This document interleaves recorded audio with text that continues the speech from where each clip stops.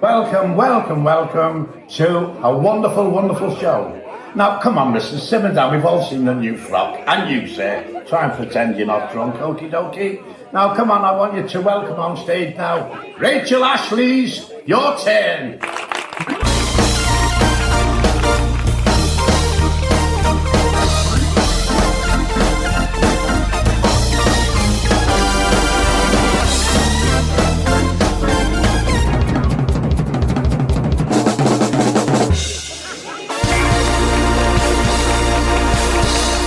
Ladies and gentlemen, this week I have the ultimate Renaissance woman, Cecilia Jastrzebska.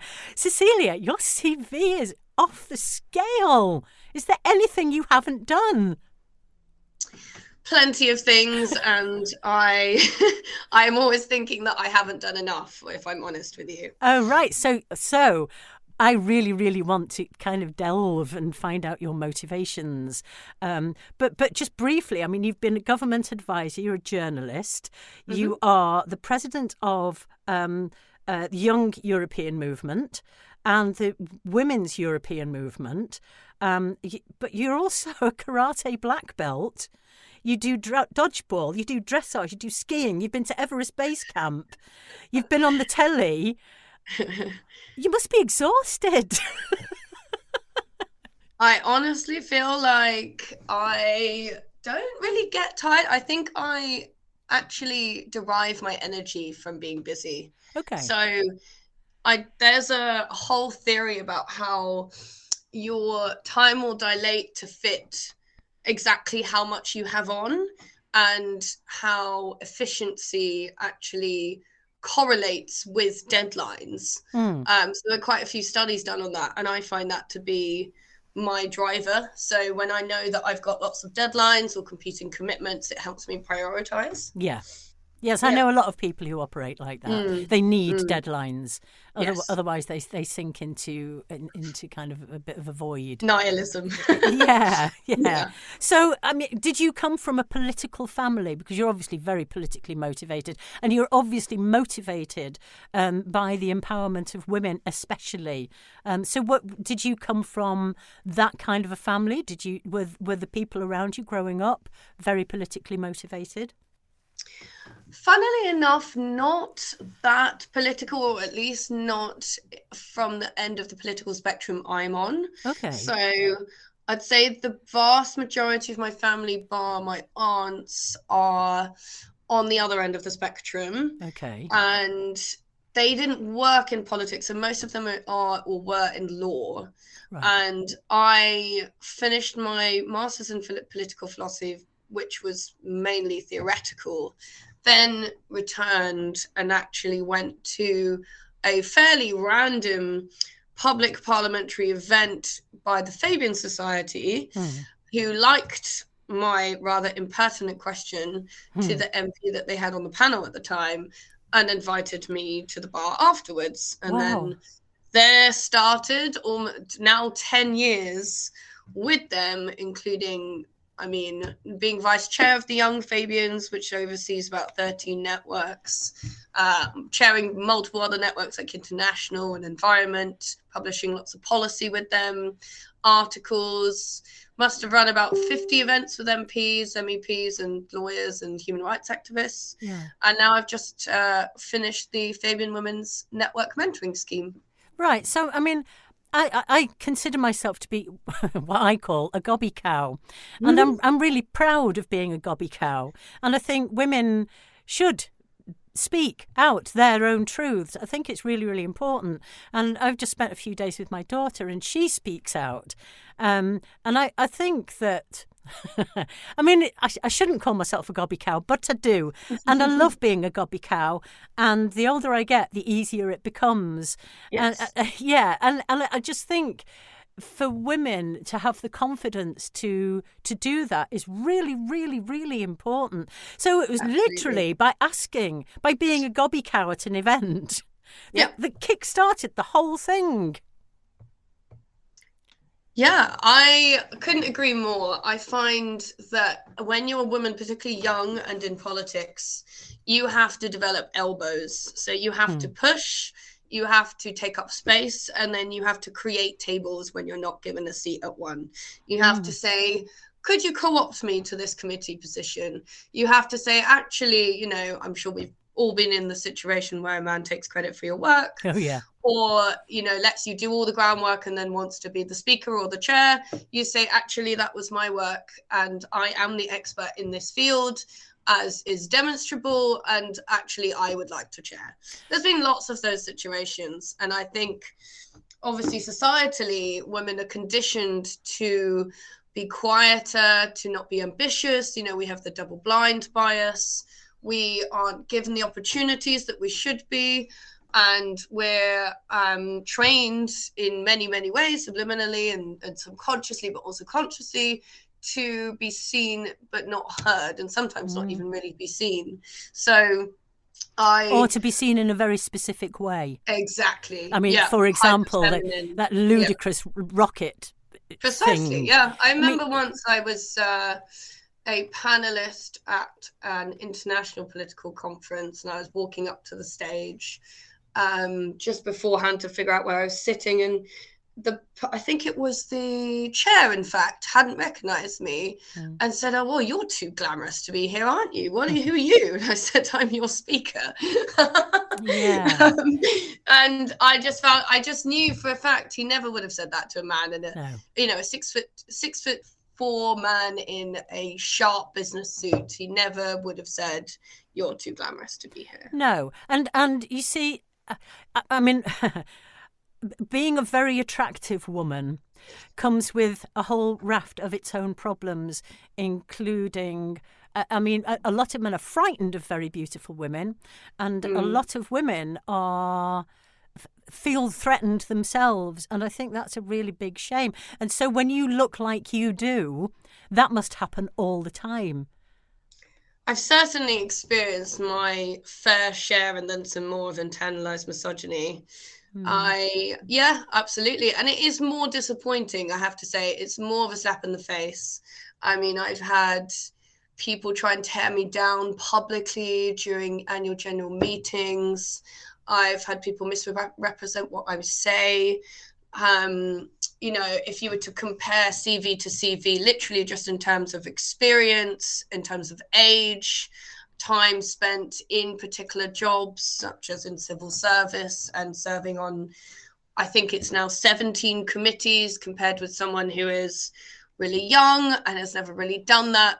I've had women who will go for that man who is 19, 20, who doesn't really know what they're doing, purely because they feel threatened. Absolutely. Yeah. But then on the flip side, I am incredibly lucky to be surrounded by very go-getting, driven, ambitious, powerful women who recognize that your platform doesn't get eroded by platforming others and bringing them up with you. It actually expands. Yeah.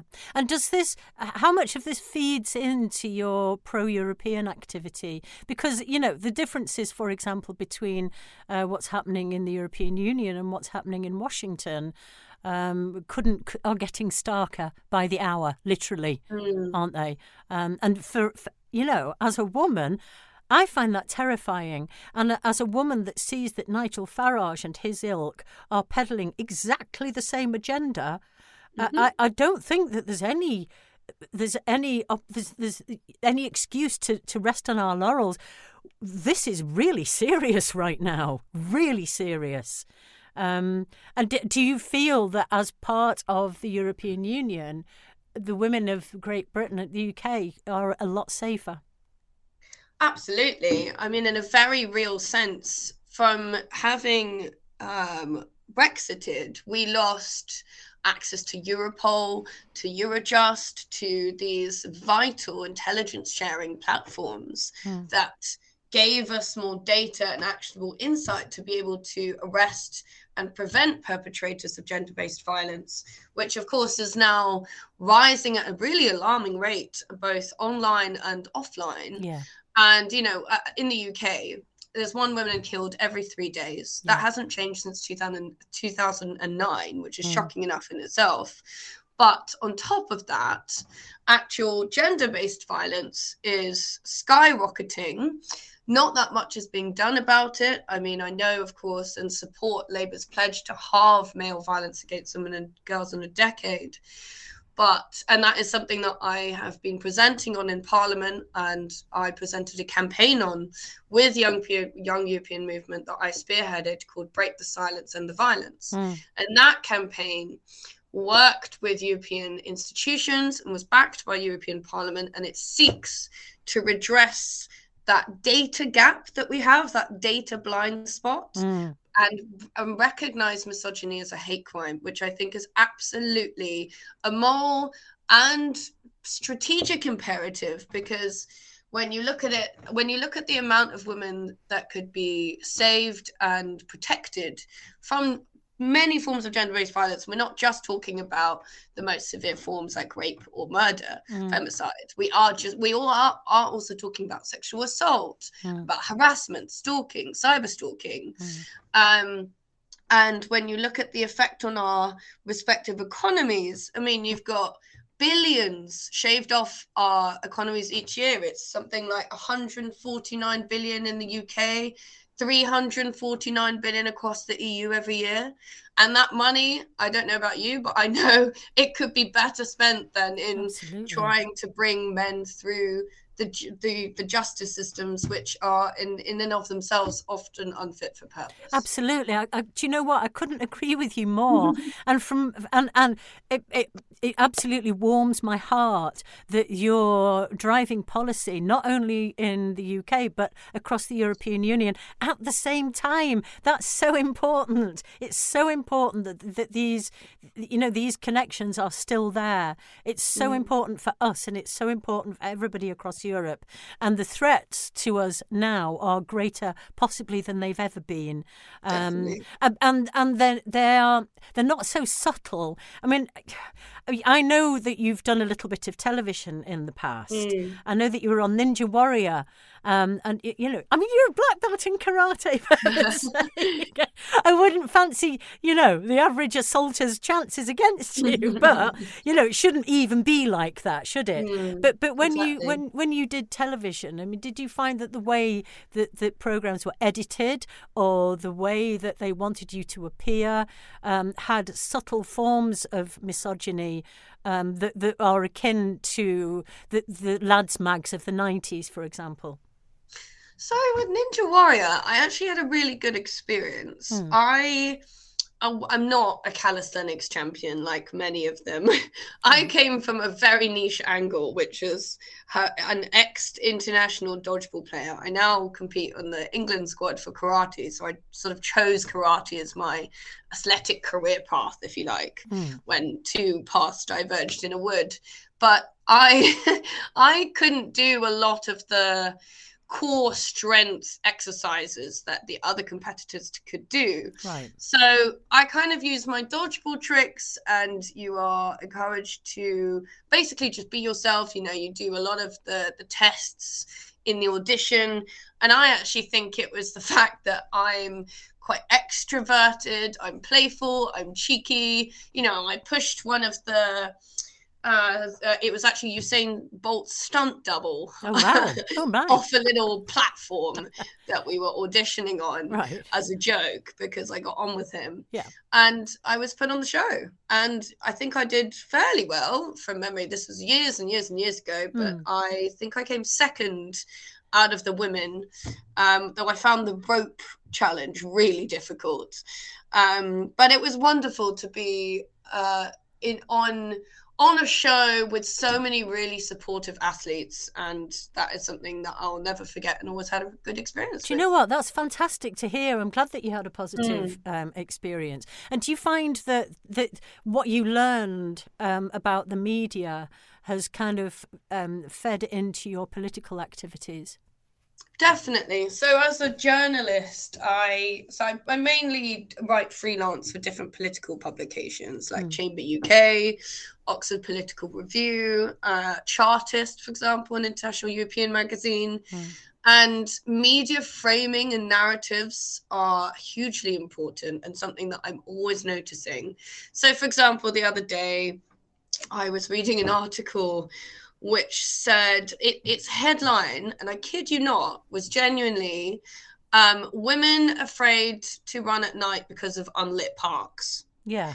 So essentially, they were blaming the lack of lighting in parks for women being afraid to run. But of course, we know it's not the lack of lighting in parks. It's misogynistic men who are a genuine and real threat to women. Yeah. So, you know, there's that kind of active displacement of any kind of responsibility being placed on men, and of course that creates that culture of impunity that we then function within. And instead of it being reported that man murders women, it's kind of like, oh, women dies after drinking 3 glasses of wine, and then at the bottom of the article you see something along the lines of, oh, actually this was femicide. So reporting and the quality of reporting is really, really important. What's the solution, do you think? I mean, I have ideas about this.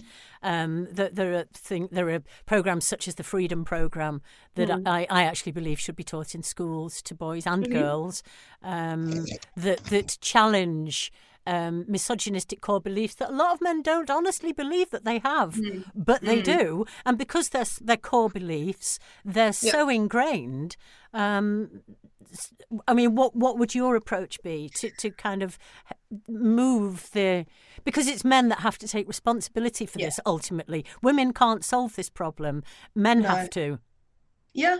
And you're completely right. It's a dual and mutual effort, and it's a dual and mutual effort that benefits all of us. Absolutely. And incalculably, I've spoken about the economic cost, but of course the predominant cost is human. There's no quantifying the grief that generations feel when their daughter or mother is murdered by a random man, or even a policeman in Wayne Cousin and Sarah Everard's case, right? So it is something that I specifically change when I talk about it is I say male violence against women and girls. I think firstly the terminology needs to change. The law needs to change. Legislation must be updated to recognize the fact that women are being targeted for the reason that they are women. We know this, it's a national emergency in the UK now. Good. It's and about time too. In line with terrorism, exactly. And it's a reality that we've been living for far too long.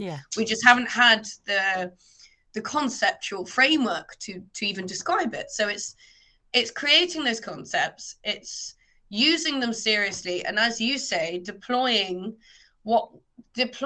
education, because that's where it starts. It's education, and that starts in schools in early formative years. It's what we're teaching children, because it's much harder. And support for families as well. So the old children's centres that there were during the last Labour government were on the ground in real life amazing. I mean, amazing. They precipitated real change within family structures, and they empowered the women within those structures as well. And we also know, on a global scale, that the education of women solves so many problems. God, yeah. Just so many problems are solved by the education of women. It's a huge area because we're half the population.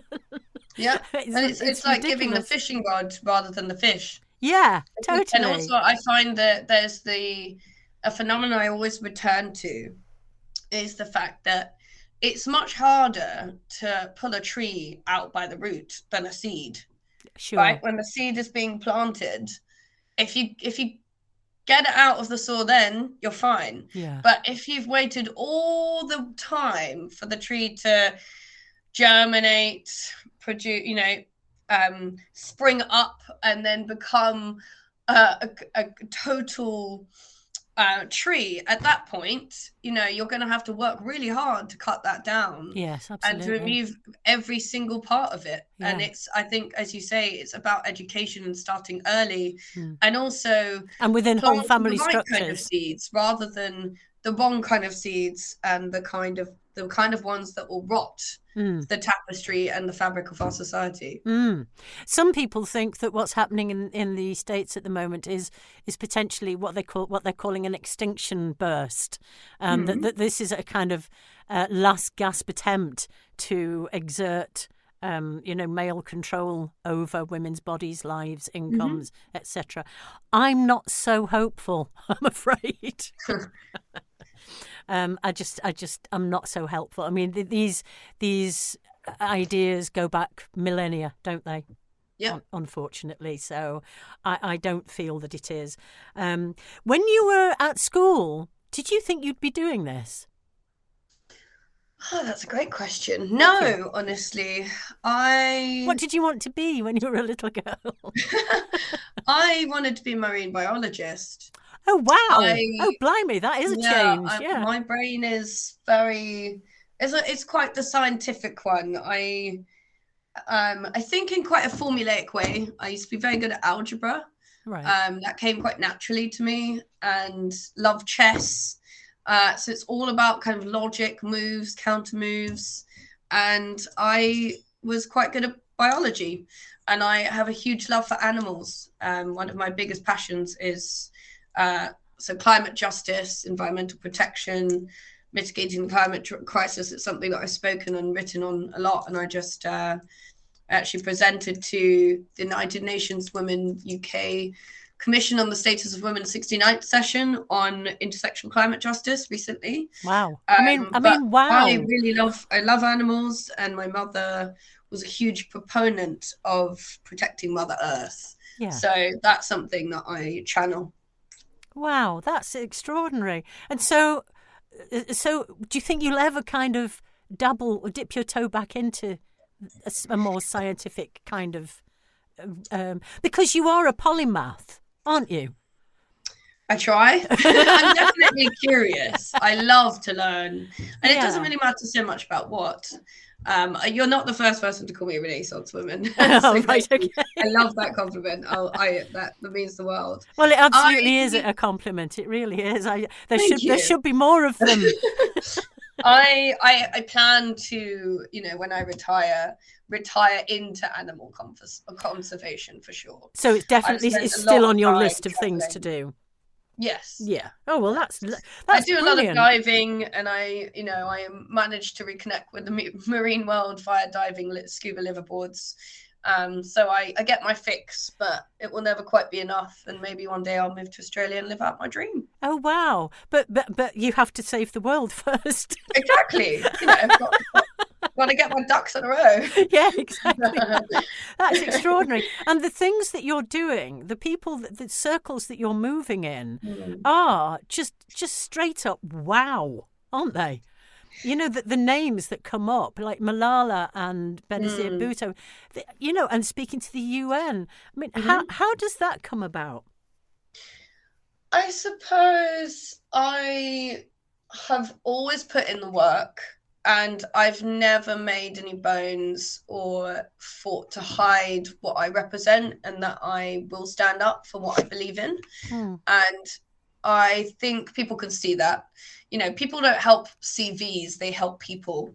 And when you put enough work in, you do your time, you study, you research, you are relentless about it, I think eventually you make a name for yourself. And essentially it's about showing up. If you do a good job on a panel about for example, I've talked a lot about human rights, then the people in the audience will know, from their own spheres and networks and organizations, they'll want speakers. So then they'll come up to you and say, loved your speech, would you come and speak for us? And so, for example, at United Nations Women's event in London, I was then asked to do a whole bunch of other events. So it's about really researching your subject, and I think being unapologetically authentic.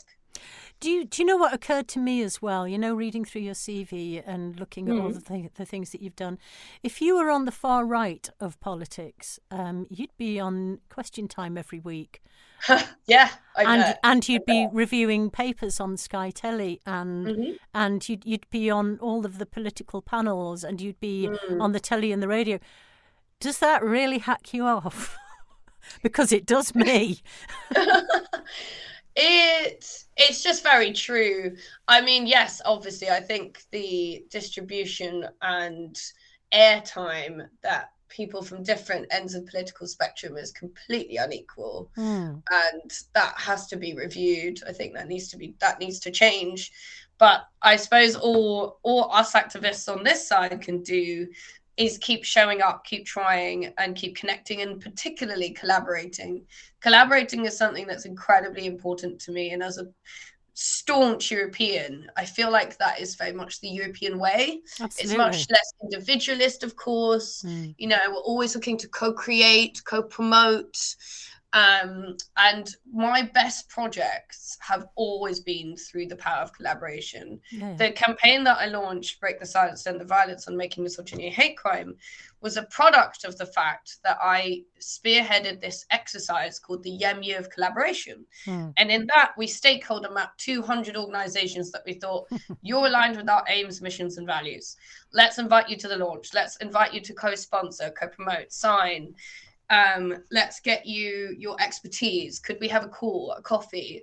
I went to Brussels multiple times to meet with key stakeholders like European Institute of Gender Equality. And it was those conversations that shaped the campaign copy, got people on board, got buy-in, and eventually ended up with a really successful launch. And those are real life relationships, aren't they?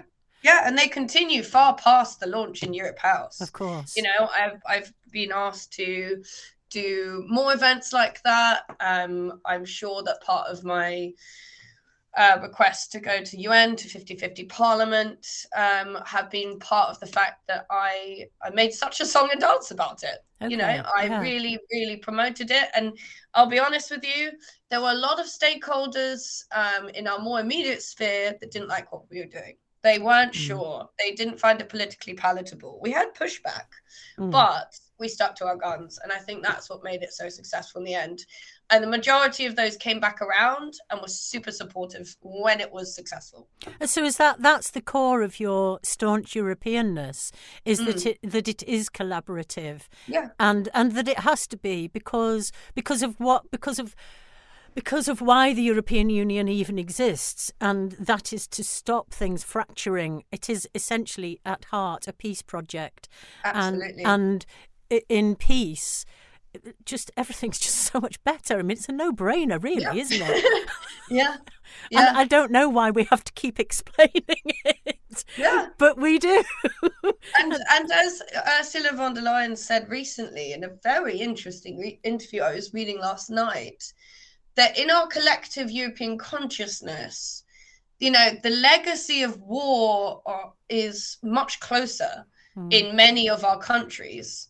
So I think there is an unshakable commitment that we feel collectively to defend democracy, because we know how it feels and what it looks like to have a lack of it. Yes. And we know how it can be eroded. We've seen it before. We've seen the democratic backsliding. We know the manual back to front and upside down. Yes, yeah, we do. Yeah, and where we are now, it matters more than ever. And I do feel that there has been an element of complacency definitely on our side, unfortunately. And I also feel that, I mean, somebody like you've brought together the strands that you're bringing together. So you've got media experience, you've got, you know, political experience, you've got, you know, a love of cohesion and collaboration. But bringing in that media and television, we need to be a bit more clickbaity. Yeah, true. I'm afraid. And a lot of people kind of balk at that and they don't like it. But you know, and I think that using the feminine, I think we should be a little bit more cynical about it, actually. I really do. You know, and I think that we should rock some boats far more than we do.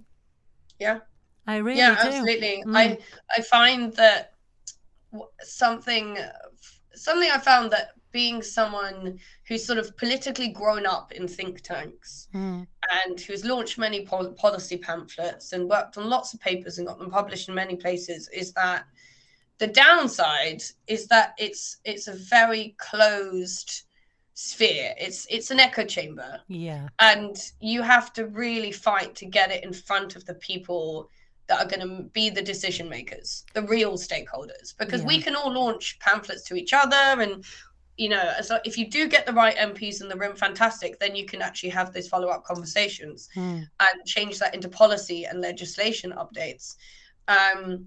But I do find there's a lot of situations where you have, you know, incredible people with fantastic ideas, which are well thought out, costed, you know, substantiated with reams of evidence, but they're not landing because they're not getting to where they need to be in the media. Yeah. And they are not in front of the right people. We need to learn how to make more noise, don't we? Yes.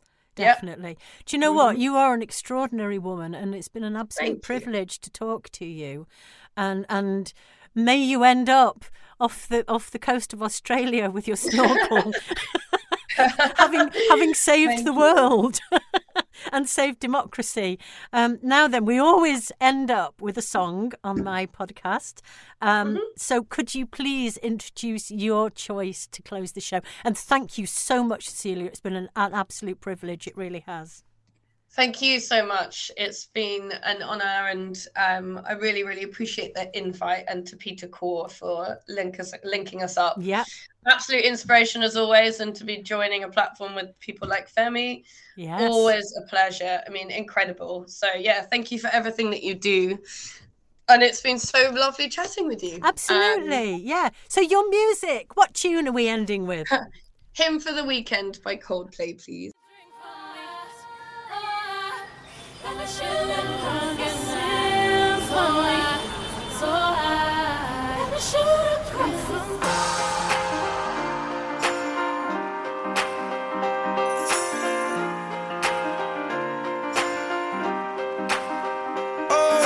Sent from up above, you know you make my world light up. When I was down, when I was hurt, you came to lift me up. Life is a drink and love's a drug. Oh, now I think I must be mine.